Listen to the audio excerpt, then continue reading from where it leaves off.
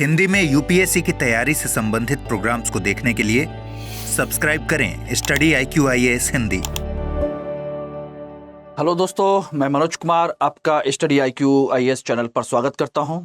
दोस्तों, आज हम लोग बात कर रहे हैं करंट इकोनॉमी के वीकली कंपाइलेशन लेक्चर नंबर 5 में। इसमें दोस्तों, जैसा कि आप सभी लोगों को पता है कि हम लोग पूरे सप्ताह भर के करंट इकोनॉमी के जितने भी इंपॉर्टेंट टॉपिक हो सकते हैं उन सबको एक साथ कंपाइल करके आपके साथ डिस्कस करते हैं, जिससे कि आपको इकोनॉमी को लेकर के कोई परेशानी ना हो और एक जगह सारे के सारे टॉपिक आपको मिल जाए। दोस्तों देखिए, हम लोग बीच बीच में हम लोग डिस्कस करते हैं टॉपिक टुडे और करंट अफेयर के अन्य मुद्दों को। तो उन मुद्दों को मैंने कोशिश किया है कि उनको हटाया जाए और यहाँ पर केवल और केवल करंट इकोनॉमी के मुद्दों को शामिल किया जाए। ओके दोस्तों, तो चलिए आज हम लोग 5वां लेक्चर जो करंट इकोनॉमी का है उस पर हम लोग बात करते हैं। और मैं चाहूंगा कि आप लोग सभी प्रॉपर तरीके से अपना एक रजिस्टर बनाएं, नोट्स बनाएं और उनके कंटेंट को प्रॉपर तरीके से लिख करके काम करें। देखिए, धीरे धीरे यही सारी चीजें आपका एक कंपाइलेशन बनता चला जाएगा अगले साल के लिए, और उसमें देखेंगे तो आपको कई सारे क्वेश्चन हूबहू आपको मिल जाएंगे। ठीक है ना? तो चलिए इस सेशन को हम लोग आगे बढ़ाते हैं। सबसे पहले तो आप लोगों को ये बता दें कि आज के जो इंपॉर्टेंट टॉपिक हैं वो कौन कौन से हैं। डिजिटल एवं सतत व्यापार सुविधा पर वैश्विक सर्वेक्षण, प्रदर्शन ग्रेडिंग सूचकांक, ऊर्जा संक्रमण सूचकांक, 23वां SCO शिखर सम्मेलन, किसान संकट सूचकांक, विश्व निवेश रिपोर्ट, ई सारस मोबाइल ऐप, स्टार्टअप 20 शिखर सम्मेलन, भारत अफ्रीका मोटा अनाज सम्मेलन और राष्ट्रीय महत्व के बाजार यार्ड पर विशेषज्ञ समिति की रिपोर्ट। यानी आज हम लोग 10 महत्वपूर्ण मुद्दों पर चर्चा करने जा रहे हैं और मैं चाहूंगा कि इन मुद्दों पर आप अपनी प्रॉपर तरीके से नोट्स बनाएं, कंटेंट बनाएं और उसको लिख करके याद करके अपना जो टारगेट है 2024 का 2025 का उसको फुलफिल जरूर करें। ओके दोस्तों, तो सभी लोग जल्दी जल्दी इस क्लास को ज्वाइन कर लीजिए। Welcomes to all of you in the channel of study IQ। Everybody good evening everybody, कैसे हैं आप सभी लोग? तो चलिए इस सेशन को स्टार्ट करते हैं। सबसे पहले आप लोगों के लिए महत्वपूर्ण सूचना, जो व्यक्ति आप लोगों में से 2024 में एग्जाम देना चाहता है, सिलेक्शन लेना चाहता है, उनके लिए मेरी ये व्यक्तिगत सलाह है कि आप सभी लोग प्रीलिम्स टू इंटरव्यू बैच हमारा जो स्टडी IQ का है इसको जरूर ज्वाइन कीजिए। आज देखिए 10 तारीख से ये बैच स्टार्ट हो रहा है, 10 जुलाई से, और सुबह 8 बजे। आप सब लोगों के कहने पर ही ये मॉर्निंग बैच स्टार्ट किया गया है। इवनिंग बैच हमारा फुलफिल हो चुका है, कंप्लीट हो चुका है, और इसमें हम लोग हिंदी, इंग्लिश और इंग्लिश तीनों मीडियम को लेकर के चल रहे हैं। आप में से जिस बैच को ज्वाइन करना है आप कर सकते हैं दोस्तों, ठीक है ना? और इसके लिए फीस जो है उसमें अलग से कुछ भी चेंज नहीं की गई है। जो फीस पहले थी वही फीस रखी गई है। MK लाइव कोड इस्तेमाल करने पर 29,999 रुपए। लेकिन ये मात्र फीस नहीं है, बल्कि ये एक ऐसा प्रोग्राम है जो रियली में आपके सिलेक्शन को सुनिश्चित करता है। ध्यान रखना, मैं यहां पर सिर्फ आपका इसका प्रचार नहीं कर रहा हूं, बल्कि आप लोगों को बताने की कोशिश कर रहा हूं कि ये प्रोग्राम है क्या। देखिए, इसमें आप लोगों को लेक्चर के नोट्स मिलेंगे, सभी अच्छे जितने मेंटर्स हैं उन सबकी मेंटरशिप गाइडेंस मिलेगी, live classes, test series, books, और सबसे बड़ी चीज मुख्य परीक्षा का आवासीय कार्यक्रम में भागीदार होने का मौका मिलेगा। और इसमें हम लोगों ने आपके लिए 4 स्टेज की एक रणनीति बनाई है। Stage 1, stage 2, stage 3, stage 4। इसमें उद्देश्य एक ही है दोस्तों, और वो है आप लोगों का सिलेक्शन। बस इससे नीचे कुछ भी नहीं। खाली अगर पढ़ाना होता तो इतनी रणनीति बनाने की जरूरत नहीं थी। इसमें देखेंगे तो जुलाई से लेकर के जनवरी तक हम आपके प्री और मेंस के फाउंडेशन पर काम करेंगे, जिससे कि आप लोग अपना पूरा का पूरा मेंस का पोर्शन जो है अभी कवर करके चले। सेकंड स्टेज पर देखेंगे तो जनवरी से लेकर के मई तक, जब तक कि आपका प्री नहीं होता तब तक हम 5 महीने का सिलेक्शन इंटर्नशिप प्रोग्राम यानी कि सक्सेस इन प्रीलिम्स, इस सेगमेंट को स्टार्ट करेंगे, जिसमें हम टेस्ट सीरीज, CSET और आपका करंट अफेयर्स और GS जितना भी है उन सबको कवर करते हुए आपको प्रॉपर प्रैक्टिस करानी है, जिससे कि आपका रिजल्ट निकल सके। ओके, तीसरी स्टेज देखेंगे जून से लेकर के आपके सितंबर 2024 तक। इसमें कंडीशन क्या है कि इसमें आप लोगों को जो डिसाइड किया गया वो ये है कि मेंस रेजिडेंशियल प्रोग्राम में आप सभी लोग जो प्रारंभिक परीक्षा पास करेंगे उनको हम अपने प्रमाइस पर यहाँ बुलाएंगे। रहना खाना हर चीज की व्यवस्था संस्थान की तरफ से की जाएगी। आपको केवल पढ़ना है। उसके लिए आपकी सहायता के लिए हमारी पूरी की पूरी मेंटरशिप टीम रहेगी। साथ के साथ हमारे जितने फैकल्टी हैं वो आपके लिए साथ में काम करेंगे। आपके इंपॉर्टेंट जितने भी सेगमेंट हैं, जितने भी टॉपिक हैं, उन सबको क्या किया जाएगा, सिनॉप्सिस बनवाया जाएगा, फॉर्मेटिंग कराई जाएगी। साथ के साथ आपके आंसर राइटिंग की प्रैक्टिस कराई जाएगी। सोचिएगा, जिनमें एथिक्स से लेकर के जो मेंस के टॉपिक हैं, जहां से सबसे ज्यादा क्वेश्चंस बनते हैं और जहां से आपके लिखने की समस्या पैदा होती है, वो सब कुछ इसमें कराया जाएगा। इसलिए मुख्य परीक्षा आवासीय कार्यक्रम है सक्सेस इन मेंस के साथ। और चौथी स्टेज जो है लास्ट, वो है आपकी अक्टूबर से लेकर के मार्च तक। जनरली दोस्तों इंटरव्यू की तैयारी कब करते हैं स्टूडेंट्स, वो जब वो मेंस का रिजल्ट आया था उसके बाद भागते हैं और तब तक खेत को चिड़िया चुग चुकी होती है। आपका पर्सनालिटी का टेस्ट है। इंटरव्यू का मतलब होता है यहां पर यूपीएससी में पर्सनालिटी टेस्ट, और पर्सनालिटी एक दिन में नहीं बनती बिगड़ती। उसके लिए महीनों सालों की मेहनत होती है। अपने व्यक्तित्व अपने विचारों को बदलना पड़ता है। उसके लिए हम अक्टूबर से ही इस पर मेहनत करेंगे। तो सोचिए, इतने सारे प्रोग्राम्स का जो कंसेप्ट है, कंक्लूजन है, वो ये है कि इसका उद्देश्य सिर्फ एक है, वो है आपका सिलेक्शन। सिर्फ और सिर्फ आपका सिलेक्शन। और उसके लिए जो फीस है 29,999 रुपए, एम के लाइव कोड इस्तेमाल करने पर, ध्यान रखना कोड इस्तेमाल करिए एम के लाइव। इसको करने पर आपकी फीस 29,999 रुपए आपकी हो जाएगी। ध्यान रखना, और ये कोई बहुत बड़ी चीज नहीं है। इससे ज्यादा पेमेंट तो प्रारंभिक परीक्षा निकलने पर, जब मेंस रेजिस्ट्रेशन प्रोग्राम में आएंगे तो उतना, उससे ज्यादा तो हम लोग आपके साथ खर्च कर चुके होंगे। लेकिन हमारा उद्देश्य क्या है, सिर्फ और सिर्फ आपका रिजल्ट, बस। इसीलिए इतनी कम फीस इस समय आपकी रखी गई है कि जिससे कि आप सभी लोग मोटिवेट हो सके, जिनके पास संसाधन कम है वो भी इसको ज्वाइन कर सके। ओके एवरीबॉडी, तो चलिए आज का हम टॉपिक स्टार्ट करते हैं। सबसे पहला है टॉपिक है भारत अफ्रीका अंतर्राष्ट्रीय अनाज सम्मेलन। ध्यान रखना दोस्तों, यह सम्मेलन अभी हुआ नहीं है। यह सम्मेलन प्रॉपर तरीके से 30 अगस्त से लेकर 31 अगस्त 2023 को आयोजित किया जाएगा। यह सम्मेलन अर्ध शुष्क उष्ण कटिबंधीय अंतर्राष्ट्रीय फसल अनुसंधान संस्थान ICRISAT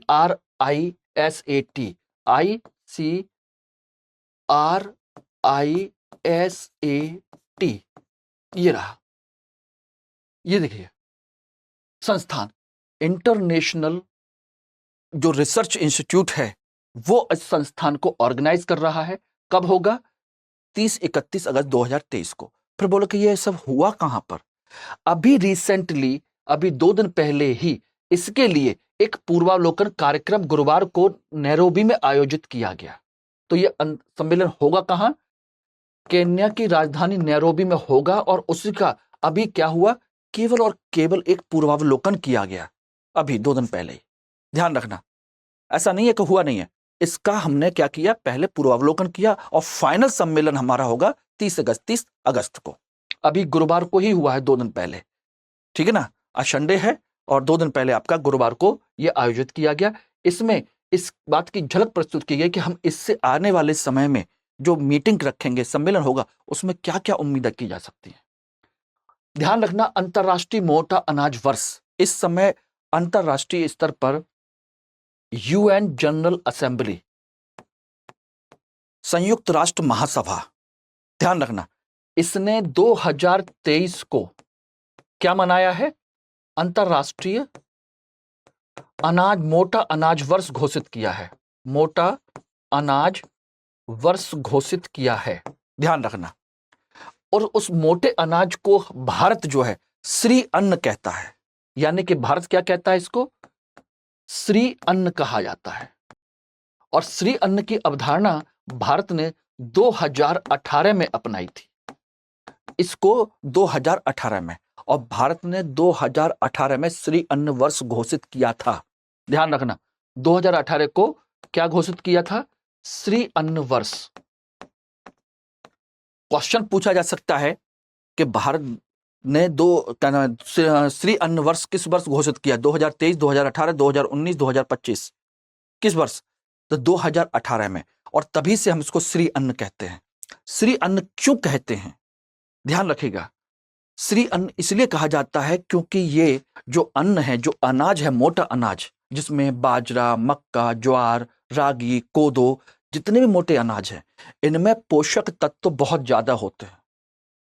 आपके गेहूं, चावल जो हम सबसे ज्यादा खाते हैं, उन सबसे 10 गुना, 20 गुना, 50 गुना, 100 गुना ज्यादा तक पोषक तत्व होते हैं। इनमें सबसे ज्यादा होता है आयरन, कैल्शियम, ठीक है ना, जिंक, और भी कई सारे ऐसे पोषक तत्व हैं जो हमारे शरीर के लिए बहुत लाभदायी है। ध्यान रखना। तो ये इसलिए इस पर फोकस किया गया और ये आयोजित किया जाएगा केन्या कृषि जो पशुधन सब विकास मंत्रालय है उसके साथ मिलकर के। इसका नाम रखा गया भारतीय अफ्रीका मोटा अनाज सम्मेलन। ठीक है ना। तो ध्यान रखिएगा इस संदर्भ में किन चीजों को ध्यान देना है। बात आती है कि इसका उद्देश्य क्या है। उद्देश्य के माध्यम से मोटे अनाज के सार्वजनिक जागरूकता को बढ़ावा देना है। आप और हम लोग देखिए गेहूं चावल खाना पसंद करते हैं, मोटा अनाज नहीं खाना चाहते। अब इसको हम सेलिब्रेट कर रहे हैं जिससे लोगों में अवेयरनेस आएगी और भारत में नहीं बल्कि दुनिया भर में फैलाएंगे। और ये पोषक तत्व तो गरीब लोगों के लिए श्री अन्न के समान है, तो गरीब लोगों के पास खाने को नहीं है और ये मोटा अनाज बहुत सस्ता पैदा होता है। सोचिएगा उससे क्या हो, गरीब लोगों की कुपोषणता की समस्या भी दूर होगी। गांव में जो एनीमिया की समस्या होती है, महिलाओं में, बच्चों में ब्लड की कमी हो जाती है आयरन की वजह से, वो भी इसी से सॉल्व होनी है। ध्यान रखना। तो ये एक महत्वपूर्ण मुद्दा है, इसीलिए इसको बढ़ावा दिया जा रहा है। और एक चीज और समझ लीजिएगा दोस्तों, जो मोटे अनाज के पौधे होते हैं ना, ये एक तो बहुत ज्यादा इनको पानी की आवश्यकता नहीं होती, यानी सूखा प्रतिरोधी होते हैं। दूसरा, इन पर कीड़े मकोड़े आसानी से नहीं लगते क्योंकि ये स्थानीय प्रजाति से विकसित हुए हैं। तो कैसे हैं, कीट प्रतिरोधी हैं, सूखा प्रतिरोधी हैं और इनके ऊपर जलवायु परिवर्तन का भी बहुत ज्यादा इफेक्ट नहीं पड़ता।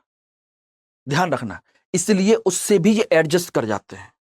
यही वजह है कि इसको हो भारत सरकार ही नहीं बल्कि दुनिया और अंतरराष्ट्रीय संगठन पर स्तर पर देखा जाए तो संयुक्त राष्ट्र महासभा भी इसको प्रमोट कर रही है। भारत के कहने पर ही 2023 को मोटा अनाज वर्ष घोषित किया गया है, अंतरराष्ट्रीय मोटा अनाज वर्ष। ओके दोस्तों, ध्यान रखना।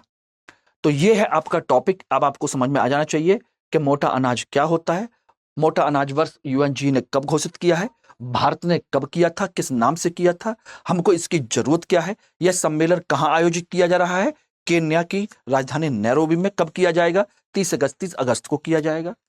ठीक है ना। उद्देश्य लोगों में जागरूकता को बढ़ावा देना, कुपोषणता की समस्या को दूर करना। गरीब देशों खासकर अफ्रीका में सबसे ज्यादा भूखमरी और गरीबी है, तो वहां के लिए तो ये रामबाण है। ओके, क्लियर, समझ में आ गया।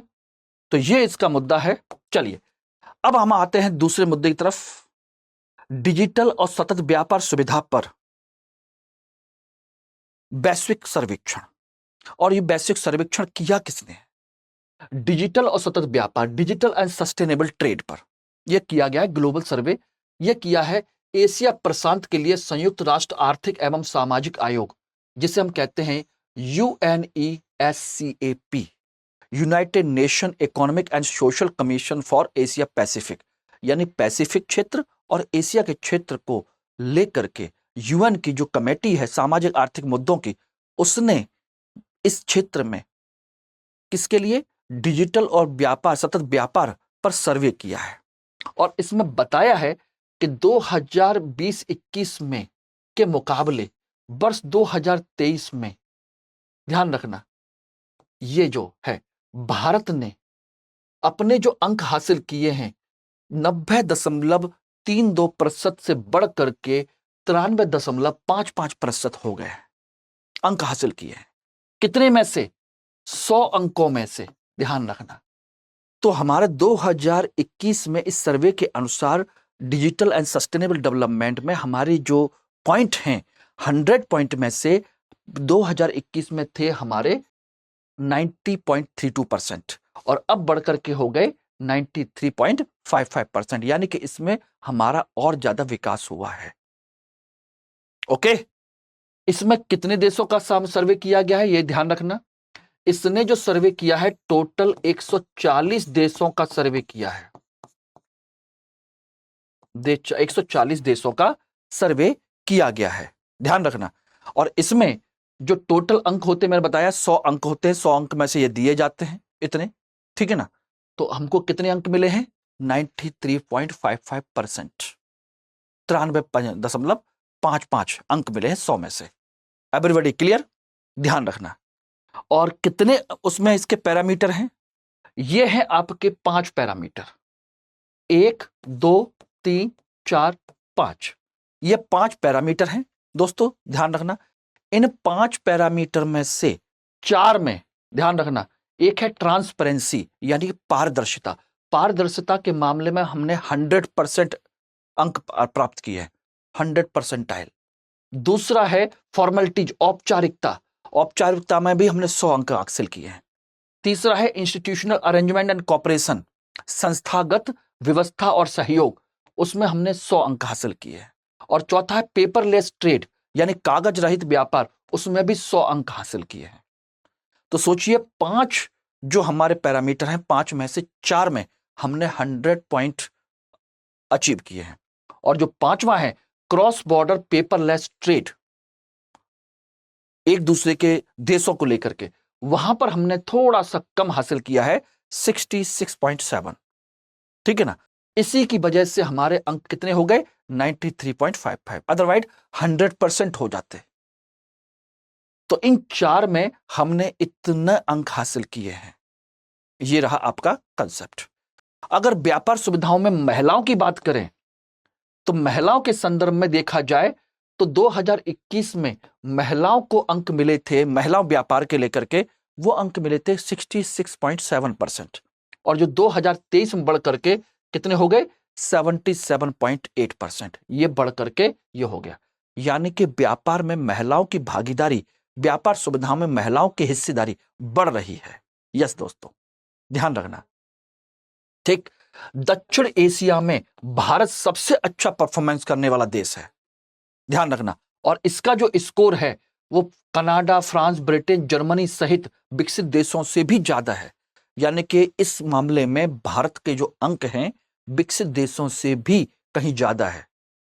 सोचिए, अमेरिका को छोड़ करके कनाडा, फ्रांस, ब्रिटेन, जर्मनी, इनसे भी ज्यादा अंक हैं हमारे डिजिटल एंड सतत व्यापार में मामले में।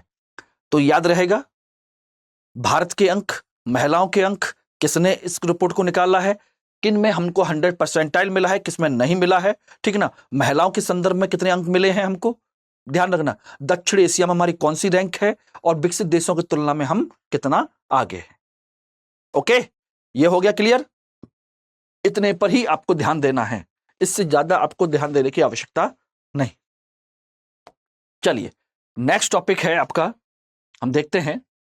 और नेक्स्ट टॉपिक है आपका प्रदर्शन ग्रेडिंग सूचकांक, पीजीआई। इसको कहते हैं performance grading index, performance grading index. Performance grading index का मतलब है, ये देखिए, ये 2021-22 के लिए विभिन्न राज्यों और केंद्र शासित प्रदेशों के लिए निकाली गई है। ये से किसने निकाला है, ध्यान रखना, इसको निकाला है शिक्षा मंत्रालय ने। और इसमें शामिल किए गए हैं बहुत सारे विश्वविद्यालय, बहुत सारे कॉलेज, यूनिवर्सिटीज, ठीक है ना, बहुत सारे छात्र, इन सबको मिलाकर के ये सब निकाला गया है। और उनके आधार पर केंद्र प्रदेश, राज्य और केंद्र शासित प्रदेशों की इंडेक्स को जारी किया गया है कि कौन एजुकेशन की क्वालिटी को लेकर के, परफॉर्मेंस को लेकर के कितना आगे है। ध्यान रखना, तो परफॉर्मेंस ग्रेडिंग इंडेक्स का मतलब है विभिन्न राज्यों और केंद्र शासित प्रदेशों का शिक्षा के क्षेत्र में परफॉर्मेंस कैसा है, ठीक है ना। और ये 20 पर रिपोर्ट निकाली गई है, ध्यान रखना, उस पर रिपोर्ट जारी की गई है। क्लियर हो गया, ध्यान रखना। तो स्कूल शिक्षा प्रणाली के प्रदर्शन का आकलन किया जाता है इसमें, ठीक। इसमें 73 संकेतक शामिल किए गए हैं, ध्यान रखना। कितने संकेतक हैं इसके अंतर्गत? टोटल 73 इंडिकेटर्स हैं, 73 संकेतक हैं। और इन संकेतकों को 6 श्रेणियों में विभाजित किया गया है। कितनी श्रेणियां हैं? 6। कौन कौन सी 6 श्रेणियां हैं? 1 2 3 4 5 6, ये 6। देखिए, सबसे पहली है लर्निंग आउटकम। लर्निंग आउटकम, यानी कि जो सीखने का जो उत्पादन है, सीखने की जो प्रक्रिया है वो कैसी है, नंबर 1। नंबर 2 एक्सेस, यानी कि पहुंच। दूसरा, तीसरा इसमें बात किया जाए तो आधारभूत ढांचा, इंफ्रास्ट्रक्चर, ढांचा, इसको इस तरीके में देखा जाता है। चौथा है आपका इक्विटी, यानी कि समानता।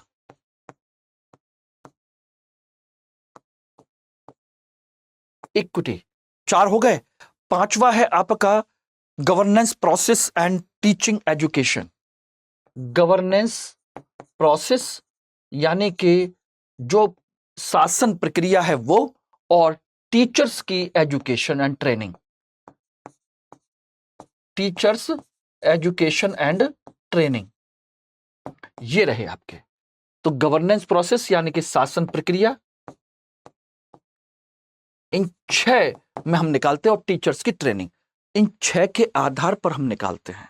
और इन 6 के आधार पर निकाला जाए तो ध्यान रखना दोस्तों, इसके अंतर्गत विभिन्न राज्यों के हम कई सारी श्रेणियां विभाजित की गई हैं। इसमें ध्यान रखना, राज्य और यूनियन टेरिटरी जो हैं, केंद्र शासित प्रदेश, केंद्र शासित प्रदेश, उनके कितनी श्रेणियां हैं? टोटल 10 श्रेणियां हैं। ध्यान रखना, 10 श्रेणियां बनाई गई हैं अंकों के आधार पर, ध्यान रखना।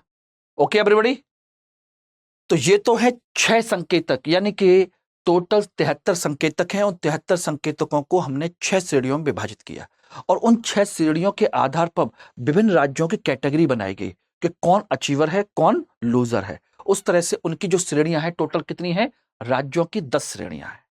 ठीक है, अब उनमें देखा जाए तो सबसे ज्यादा अंक किसके हैं?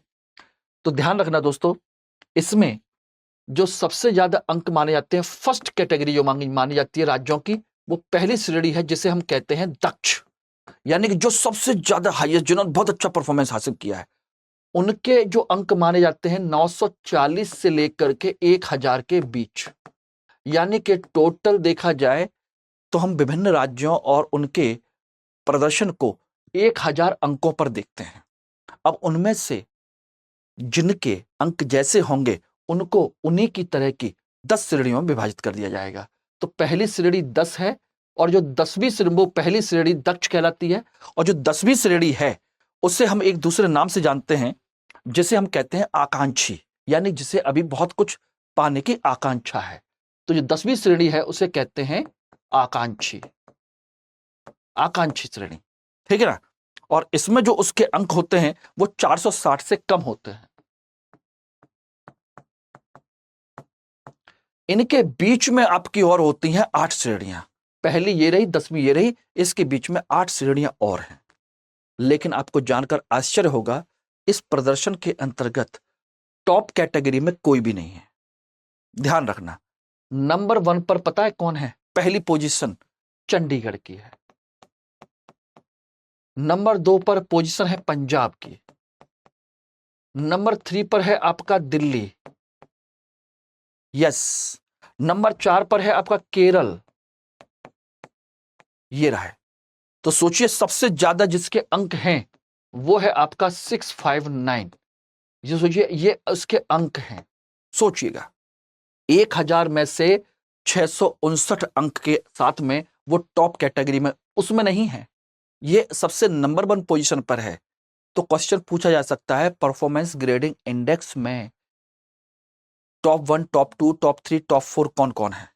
ये रहे। पंजाब के अंक देखेंगे तो 647 है। दिल्ली की बात करेंगे तो दिल्ली के 636 हैं। केरल के देखेंगे तो 609 है। ये रहे, ये इनके अंक हैं। यानी कि हम इनसे ऊपर नहीं निकल पाए। अभी हमें एजुकेशन के मामले में बहुत ऊपर आने की आवश्यकता है दोस्तों, बहुत काम करने की जरूरत है। और ये आप अच्छे से जान रहे हो, सरकारी व्यवस्था में, सरकारी स्कूलों में एजुकेशन कैसी चल रही है आप अच्छे से समझ रहे हैं, और प्राइवेट सेक्टर कितना पढ़ा रहे हैं वो आप समझ ही रहे हैं। मुझे बताने की आवश्यकता नहीं है।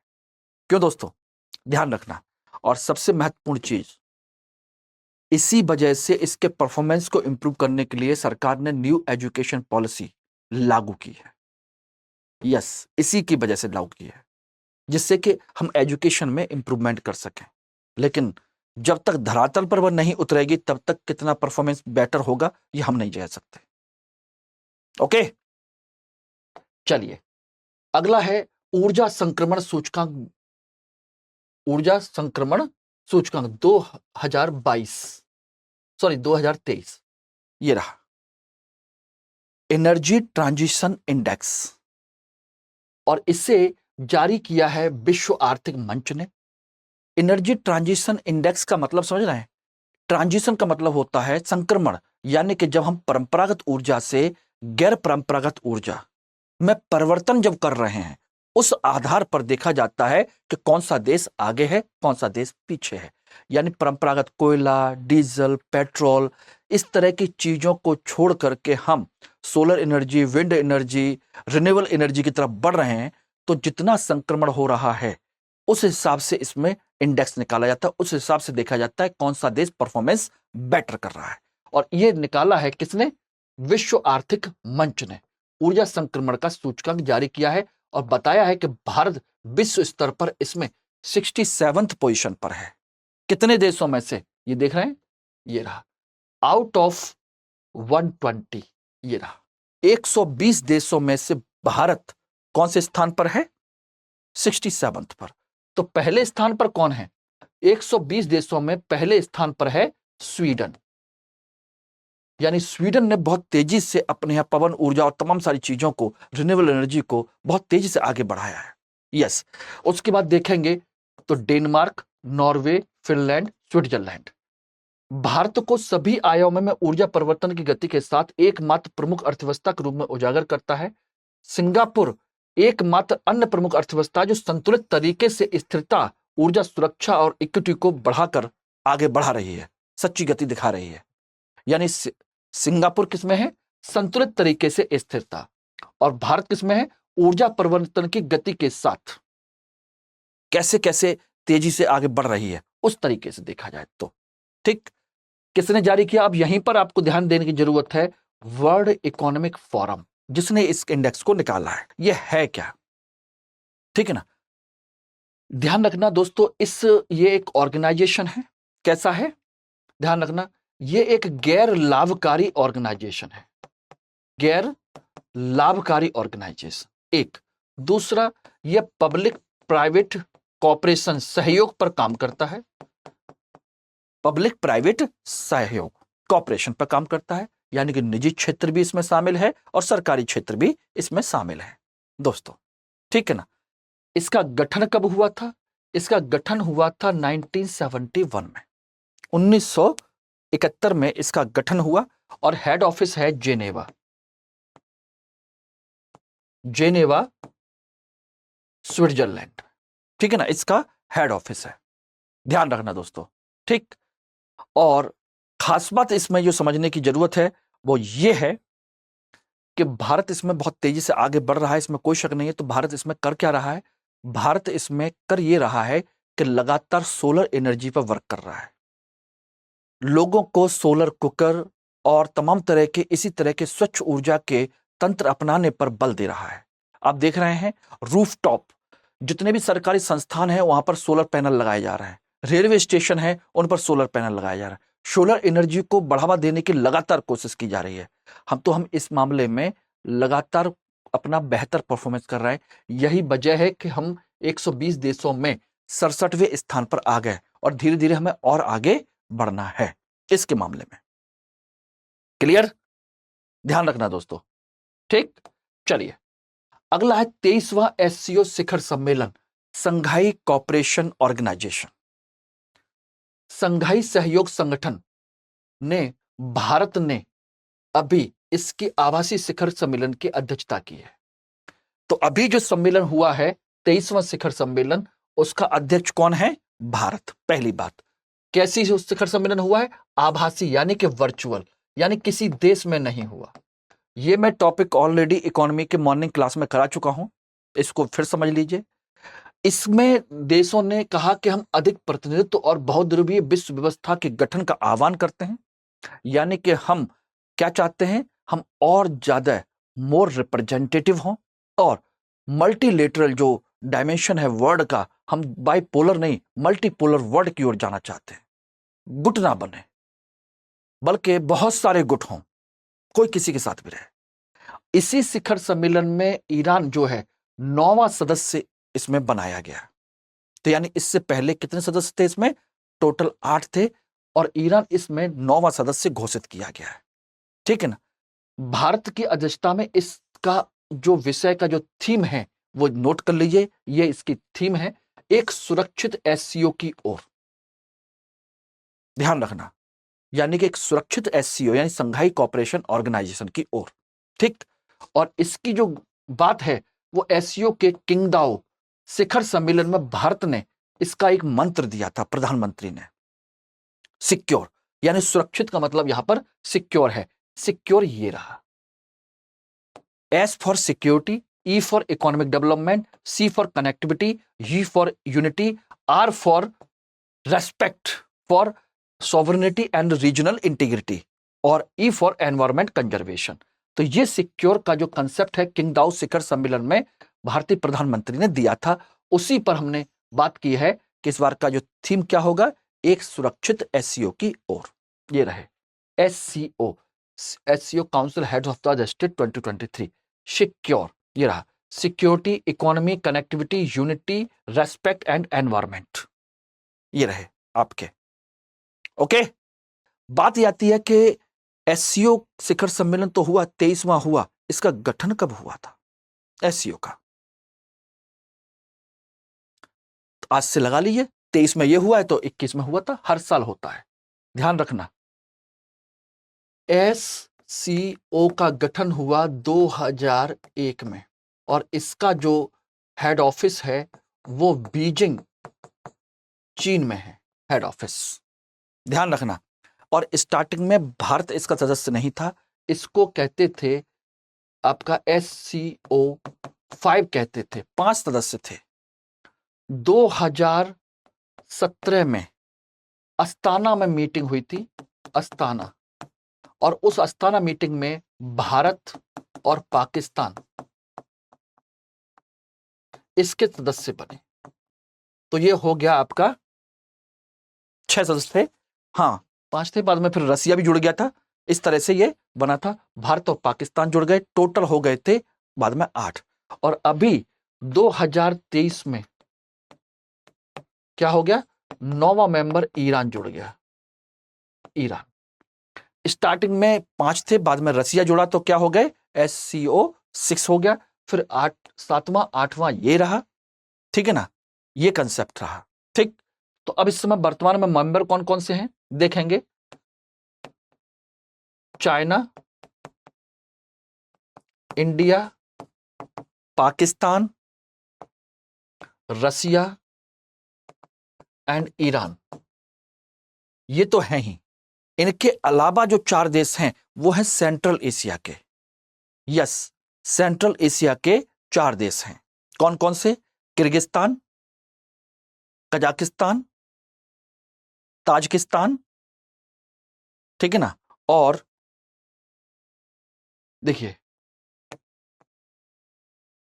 किर्गिस्तान, ताजिकिस्तान, उज्बेकिस्तान और कजाकिस्तान। इसी में ध्यान रखना एक देश आता है तुर्कमेनिस्तान, वो इसमें शामिल नहीं है। कभी कभी जो गलती होगी वो ध्यान रखना तुर्कमेनिस्तान को लेकर के होगी, तुर्कमेनिस्तान को लेकर गलती होगी और ये इसका सदस्य देश नहीं है। बाकी ये रहे 9 देश। Everybody it is okay, clear हो गया? जब भी ऑर्गेनाइजेशन के बारे में किसी चीज के बारे में पढ़िए उसका बैकग्राउंड जरूर तैयार कर लीजिए। वहां से कभी भी आपका ट्रेडिशनल क्वेश्चन पूछा जा सकता है कि कब गठन हुआ, कहां गठन हुआ, ठीक है ना, इसके उद्देश्य क्या थे। अब ये जो है SCO संघाई कोऑपरेशन ऑर्गेनाइजेशन है, ये ध्यान रखना ये आपके सामाजिक आर्थिक विकास के क्षेत्र में सहयोग करता है। सामाजिक आर्थिक विकास के क्षेत्र में सहयोग की बात करता है, सामाजिक आर्थिक विकास। तो नेचुरल सी बात है, सोशल एंड इकोनॉमिकल ये रहेंगे, यानी कि शिक्षा है, स्वास्थ्य है, परिवहन है, संचार है, ठीक है ना, व्यापार है, इन सारी चीजों में इनका कॉपरेशन है। एवरीबॉडी, ठीक है ना। ऊर्जा हुआ वो भी इसमें है क्योंकि ये इसका हिस्सा है। पर्यावरण हुआ ये भी है, पर्यटन हुआ ये भी है। तो कह सकते हैं शिक्षा, पर्यावरण, पर्यटन, परिवहन, ठीक है ना, ऊर्जा, इन क्षेत्रों में तो विशेष तौर पर हमको क्या करना है, आपस में कॉपरेशन करना ही करना है। व्यापार के मुद्दे तो अलग चल ही रहे हैं। Everybody, it is clear? हो गया? समझ में आ गया? चलिए अगला है विश्व निवेश रिपोर्ट 2023, ग्लोबल इन्वेस्टमेंट रिपोर्ट 2023, ठीक है ना। ये अभी रिपोर्ट आपकी जारी की है किसने? यूनाइटेड नेशन डेवलपमेंट ने, व्यापार और विकास पर संयुक्त राष्ट्र सम्मेलन, ठीक है ना, संयुक्त राष्ट्र सम्मेलन, United nation conference on trade and development, इसने अभी हाल ही में अपनी विश्व निवेश रिपोर्ट 2023 जारी की है। वो ये रही, ठीक, जारी की है, जो विकासशील देशों में प्रत्यक्ष विदेशी निवेश के रुझानों को मूल्यवान अंतर्दृष्टि प्रदान करता है। तो यानी कि विशेष तौर पर किसके लिए बात की गई है? विकासशील देशों के बारे में विशेष तौर पर इसमें बताया गया है। इस रिपोर्ट के अनुसार बताया गया कि एशिया में विकासशील देशों में एफडीआई 2022 में $600 बिलियन रहा है। $662 बिलियन एशिया में कितना रहा है? $662 बिलियन, और जो कुल वैश्विक प्रवाह का कितना है? आधा है। यानी कि एशिया में इतना और पूरे विश्व में इसका और आधा। सोचिए टोटल जितना हुआ है उसका आधा हमारे एशिया में इन्वेस्ट हुआ है, एफडीआई आया है, ठीक है ना। 2022 में विकासशील देशों की विकसित अर्थव्यवस्था की तुलना में अधिक एफडीआई प्राप्त हुआ है। यानी कि दूसरा पॉइंट क्या हो गया? विकसित देशों की तुलना में विकासशील देशों में एफडीआई ज्यादा है। यही स्टेटमेंट पूछ लिए जाते हैं, एक एक करके 3 से 4 स्टेटमेंट दिए जाएंगे। बताइए कौन कौन से सही हैं या कितने सही हैं, ध्यान रखना। ओके, तो बताइए विकासशील देशों में ज्यादा एफडीआई आया है, विकसित देशों में? सोचिए, तो नेचुरल सी बात है, विकासशील देशों में ज्यादा एफडीआई आया है। रिपोर्ट में कहा गया है कि भारत और आसियान में क्रमशः 10% और 5% की एफडीआई की वृद्धि हुई है। सोचिए, आसियान जो 10 देशों का समूह है, association of south east Asian Nations, यानी कि मलेशिया, थाईलैंड, कुआलालंपुर, सिंगापुर, ये जो देश हैं 10 देशों का समूह है। और भारत, सोचिए भारत में 10% और आसियान में 5% की एफडीआई की ग्रोथ हुई है। यानी इंडिया में कहीं ज्यादा ग्रोथ हुई है एफडीआई की, ठीक है ना। कोरोना वायरस की महामारी के गंभीर प्रभाव से 2021 में हम जो मंदी आई थी उससे उबरने के बाद 2022 में हम 12% की गिरावट के साथ इतने पर हो गई थी। यानी सोचिए कि हमारा गिरावट कहां हो गई थी? अभी भी 1.3 ट्रिलियन डॉलर का जो हमारा क्या हुआ था, डाउनफॉल हो गया था। सोचिए इतना डाउनफॉल हो गया था, ये दिया हुआ है। ग्लोबली एफडीआई डिक्लाइन हुआ है कितना? इतना 2022 में, जबकि हम 2021 से उबर चुके हैं उसके बावजूद भी ये रहा। तो इसका मतलब है अंगटार ने कहा है कि विश्व में जो निवेश है, एफडीआई निवेश 12% डिक्लाइन हुआ है। यानी कितना? 1.3 ट्रिलियन का डिक्लाइन हुआ है। लेकिन हमारे एशिया के देशों में बढ़ा है। भारत में 10% की ग्रोथ हुई है, ये बेटर है, ठीक है ना। क्लियर हो गया। चीन दुनिया का दूसरा सबसे बड़ा एफडीआई मेजबान देश है और एफडीआई में 5% की वृद्धि। अगर देखा जाए परसेंटेज में पूछा जाए तो इंडिया ज्यादा है, अमाउंट में पूछा जाए तो आपका चाइना ज्यादा है। ओके, क्लियर हो गया।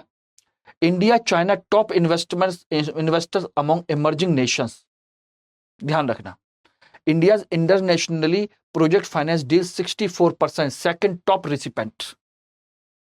India is the 5th top host location for international EV battery and research development project. EV जानते हैं, electronic vehicles, batteries, research and development projects में टॉप 5 में है इंडिया, ठीक है ना। FDI flows in India 10% growth, कितना, $49 बिलियन।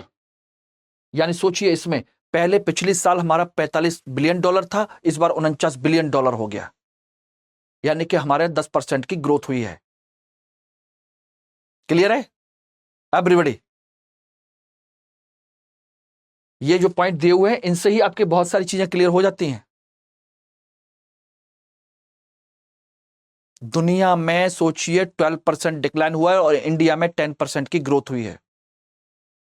इंडिया टॉप 5 डेस्टिनेशन पर है, खासकर बैटरी और इलेक्ट्रिक व्हीकल्स के मामले में टॉप 5 में है। ओके, चलिए, और ये आप लोगों के लिए, जिन लोगों को पता नहीं है, मैं आप लोगों को बार बार बता दे रहा हूं कि हमारा P2I batch, prelims to interview foundation batch, आप लोगों को 2024 को टारगेट करते हुए लक्षित 2024 का बैच आप लोगों के लिए, ध्यान रखना, मॉर्निंग बैच आपका स्टार्ट हो रहा है, हिंदी, इंग्लिश और इंग्लिश तीनों में। ध्यान रखना, 10 तारीख से सुबह 8 बजे, और बैच स्टार्ट कर रहा हूं मैं हिंदी मीडियम में। आप लोग मुझसे जुड़ेंगे, कनेक्ट रहेंगे, सारी चीजें रहेंगी, पर्सनल गाइडेंस से लेकर के सब कुछ आप लोगों को मिलेगा, और टारगेट सिर्फ और सिर्फ आपका सिलेक्शन है इस बैच का। इसलिए P2I बैच का कंसेप्ट ही अलग है। इसमें आपको रेजिडेंशियल प्रोग्राम भी मिलेगा मेंस के टाइम पीरियड में, प्री के लिए अलग से डेडिकेशन प्रोग्राम बनाया गया है, ठीक है ना। प्री से पहले हमने सिलेबस को कंप्लीट करने का प्रोग्राम बनाया हुआ है, जिससे कि आपके सारे नोट्स तैयार हो सके, ध्यान रखना। और इंटरव्यू के लिए हम अक्टूबर के बाद तुरंत लग जाएंगे, जिससे किसी भी लेवल पर आपका सिलेक्शन ना रोके, ध्यान रखना दोस्तों। और फीस एम के लाइव कोड इस्तेमाल करने पर मात्र 29,999 रुपए, जिसमें आप लोगों के, सोचिए, अगर प्रारंभिक परीक्षा पास करते हैं तो 4 महीने रहने खाने की व्यवस्था संस्थान आपके लिए करेगा, प्लस पढ़ाना लिखाना सब कुछ इसमें इंक्लूड है, आंसर राइटिंग की प्रैक्टिस से लेकर के सब कुछ इसमें इंक्लूड है दोस्तों। ओके, चलिए, अगला है किसान संकट सूचकांक, ठीक है ना। फार्मर्स जो है उसका है, फार्मर्स को लेकर के फार्मर्स डिस्ट्रेस इंडेक्स कहते हैं, फार्मर्स डिस्ट्रेस। ये किसने जारी किया है? भारतीय कृषि अनुसंधान परिषद के तहत एक संस्थान है, केंद्रीय शुष्क भूमि कृषि अनुसंधान संस्थान, CRIDA,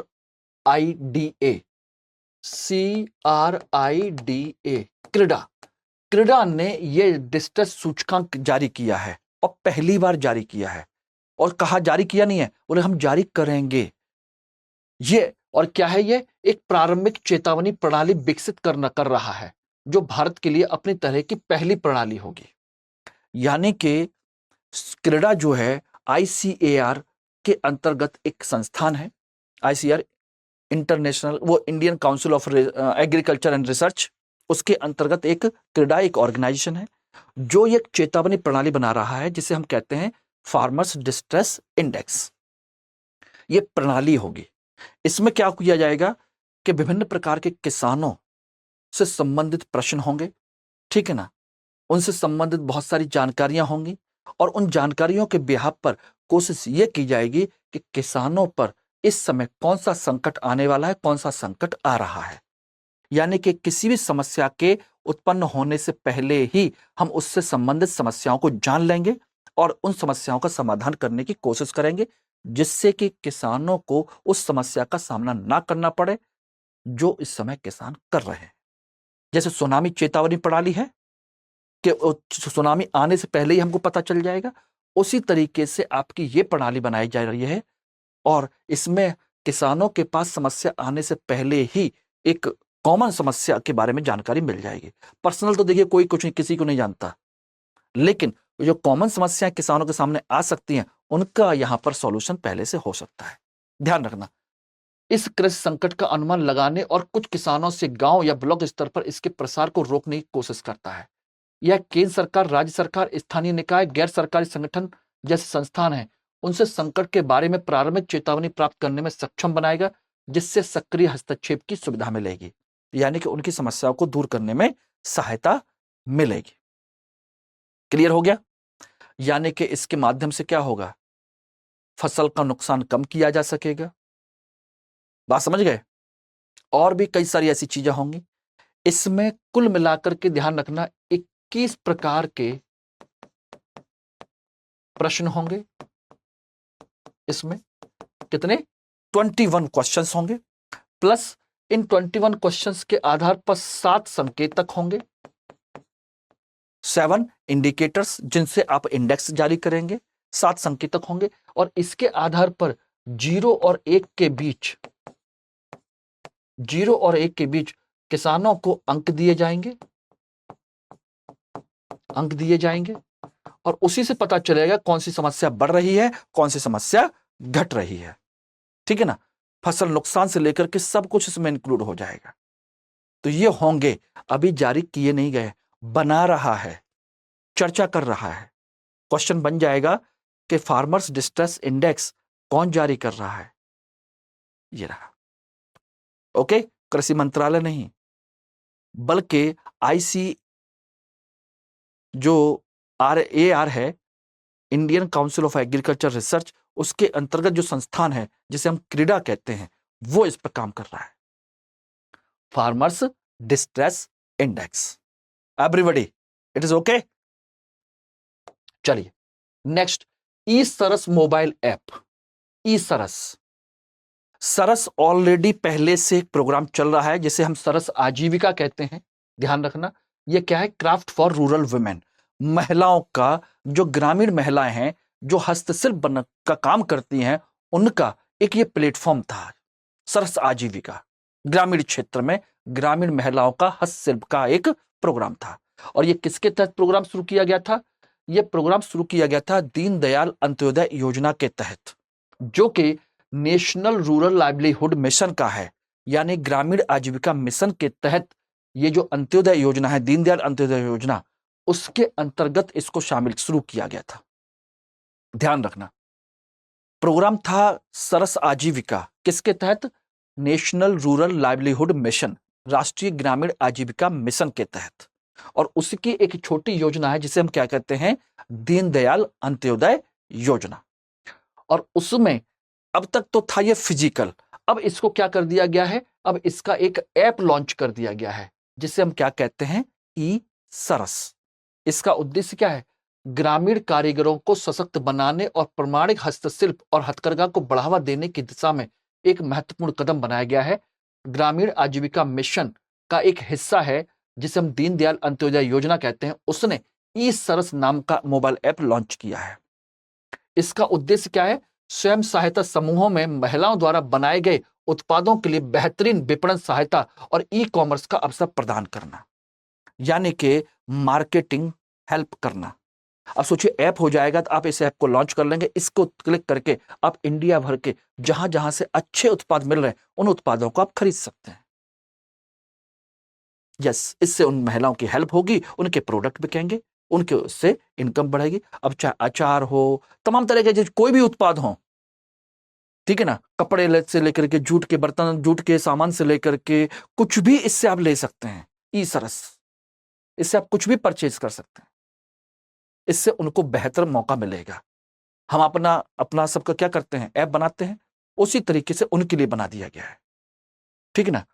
पहल के लिए बहुआयामी दृष्टिकोण अपनाता है। ई सरस ऐप और पोर्टल के अलावा ऑनलाइन प्लेटफॉर्म के रूप में काम करते हैं। यह कार्यक्रम सरस मेला और सरस फूड फेस्टिवल जैसे भौतिक कार्यक्रम भी आयोजित करता है।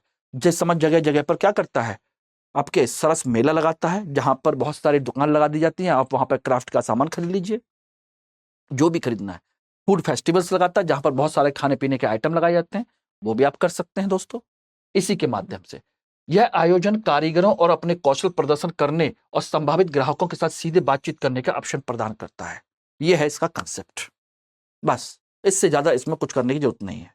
बस ये जानना है कि किस योजना के तहत इसको लॉन्च किया गया है और ई सरस है किस काम के लिए। Okay everybody, clear? चलिए अगला आ जाइए, स्टार्टअप 20 शिखर सम्मेलन। आपको दोस्तों पता है कि इस समय भारत जो है G20 की अध्यक्षता कर रहा है और अगला G20 जो है, ध्यान रखना, अगला G20 की अध्यक्षता कौन करेगा? ध्यान रखना, वर्तमान में G20 की अध्यक्षता भारत कर रहा है और अगला जो है, अगला G20 की अध्यक्षता ब्राजील करेगा। ध्यान रखना, अगली जो अध्यक्षता 2024 की अध्यक्षता कौन करेगा? ब्राजील। ये मैंने आपको पहले से बता दिया। अब स्टार्टअप 20 क्या है? स्टार्टअप तो आप अच्छे से जानते हैं कि नई नई चीजों को स्टार्ट करना एक बिजनेस के मॉडल के तौर पर, ठीक है ना। उसी का 20 का शिखर सम्मेलन आपका अभी शुरू किया गया था, लॉन्च किया गया था। कहां पर आयोजित किया गया? गुरुग्राम में, हरियाणा में। गुरुग्राम हरियाणा में समापन हुआ। यह 2 दिवसीय शिखर सम्मेलन था जिसमें नवोन्मेष, सहयोग, ज्ञान साझा करने और वैश्विक स्टार्टअप इकोसिस्टम के भीतर रणनीतिक गठबंधन को बढ़ावा देने के लिए एक मंच का काम किया गया।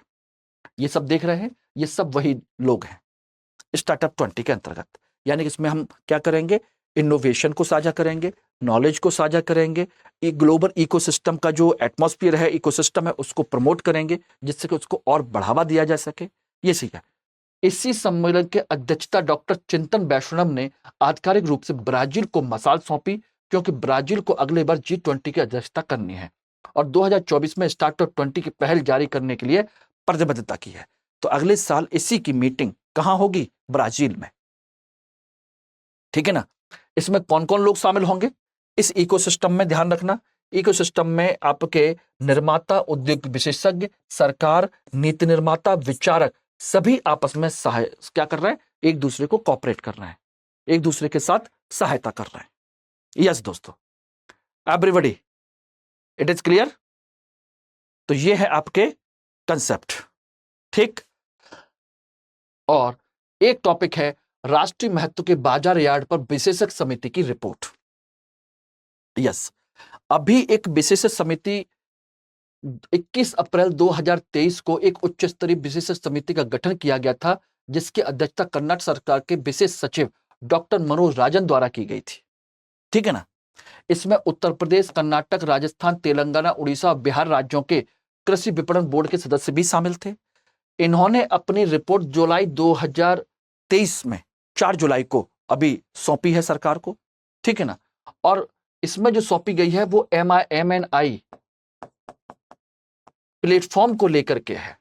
MNI platform, market yard for national importance, market yard for national importance कहते हैं इनको, ठीक है ना। इसमें क्या है कि इसमें भारत कोशिश ये की गई है कि जितने भी ई प्लेटफॉर्म हैं, यानी कि एग्रीकल्चर से रिलेटेड ई नेम परियोजना है, उसको आपस में कनेक्ट करना है। यानी कि जो अब तक मंडी समितियां थी उसको ई नेम से जोड़ रहे थे, इलेक्ट्रॉनिक नेशनल एग्रीकल्चर मार्केट ई नेम परियोजना, जिसे भारत सरकार ने 2016 में शुरू किया था। और इसमें अब तक 1361 मंडी जुड़ चुकी हैं, शामिल हो चुकी हैं, जिसके अंतर्गत 23 राज्य और 4 केंद्र शासित प्रदेश शामिल हो चुके हैं, अब तक इसमें हो चुके हैं। अब इसी को और बड़ा करने के लिए किस मामले में? खासकर ध्यान रखना, अंतर मंडी और अंतर राज्य व्यापार को बढ़ावा देने के लिए ध्यान रखना। यह है अंतर मंडी, यानी एक मंडी से दूसरी मंडी, दूसरी मंडी से तीसरी मंडी, इनके बीच व्यापार बढ़ावा देना। खाली किसान और मंडी के बीच नहीं, एक मंडी से दूसरी मंडी के बीच में, और एक राज्य से दूसरे राज्यों के बीच में अंतर स्टेट, इंट्रास्टेट के ट्रेड को बढ़ावा देने के लिए। क्योंकि अभी तक तो मंडी की जानकारी तो मिल रही है, कनेक्ट तो हो गए, लेकिन ट्रेड नहीं हो पा रहा। उस ट्रेड को बढ़ावा देने के लिए ही यह कमेटी गठित की गई थी कि आप इस पर रिपोर्ट बनाइए। तब उन्होंने जाकर के रिपोर्ट बनाई है। इन्होंने बताया MNIP प्लेटफॉर्म के क्रियान्वयन की रूपरेखा, कानूनी रूपरेखा और अंतर्राज्य स्तर पर लाइसेंस और आवागमन, विवाद समाधान व्यवस्था शुरुआत करने के लिए रणनीति आदि के संबंध में सिफारिशें की हैं। अब सिफारिश क्या क्या है वो हमको नहीं जाननी है, खास ध्यान रखना, लेकिन इन्होंने इन सब चीजों के बारे में सिफारिशें की हैं, ठीक। यह प्लेटफॉर्म भाग लेने वाले राज्यों के किसानों को अपने राज्य की सीमाओं से बाहर अपनी अधिशेष उपज बेचने का अवसर प्रदान करेगा। यस, ये प्लेटफॉर्म बताया कि MNI जो प्लेटफॉर्म है वो क्या करेगा? हर किसान को दूसरे राज्य में अपना माल बेचने के लिए मोटिवेट करेगा, प्रमोट करेगा। यह प्लेटफॉर्म डिजिटल इकोसिस्टम तैयार करने में सहायता प्रदान करेगा और कृषि मूल्य श्रृंखला के विभिन्न क्षेत्रों की विशेषज्ञता का लाभ उठाने में सक्षम होगा। तो ये है दोस्तों आपके सारे के सारे इंपॉर्टेंट टॉपिक्स जो मैंने आप लोगों को डिस्कस किए। Everybody clear? और यहाँ पर आप मुझसे कनेक्ट हो सकते हैं, कांटेक्ट कर सकते हैं एवरीबॉडी। ये मेरा कोड है। जो आप में से कोई भी व्यक्ति अगर किसी भी कोर्स में एडमिशन लेता है, खिसकर मैं चाहूंगा कि आप लोग P2I बैच में मेरे साथ जुड़ें और अपनी सफलता को सुनिश्चित करें। ध्यान रखना। तो ये देखिए, टेलीग्राम चैनल मेरा मनोज कुमार 2.0, इंस्टाग्राम मनोज कुमार 2.0 और मेल आईडी है manoj.kumar1@studiiq.com। और ये मेरा टेलीग्राम लिंक है। अगर किसी को कोई प्रॉब्लम होती है तो इससे भी मुझसे कनेक्ट हो सकता है। दोस्तों, ये आप लोगों के लिए बहुत अच्छी अवसर है। कल यानी कि सोमवार को सुबह 8 बजे आप लोगों के साथ मैं आपके अपने ऐप पर, आपके ऑनलाइन कोर्स पर पहले टॉपिक के साथ मुलाकात करूंगा। और मैं चाहूंगा कि आप लोग इस कोर्स को ज्वाइन करें और अपनी सफलता को सुनिश्चित करें। और मैं चाहूंगा कि आप लोग सफलता को जब हासिल करें तो उसमें एक छोटा सा योगदान मेरा भी हो। बस, thank you very much all of you. Hindi में यूपीएससी की तैयारी से संबंधित प्रोग्राम्स को देखने के लिए सब्सक्राइब करें स्टडी IQ IAS हिंदी।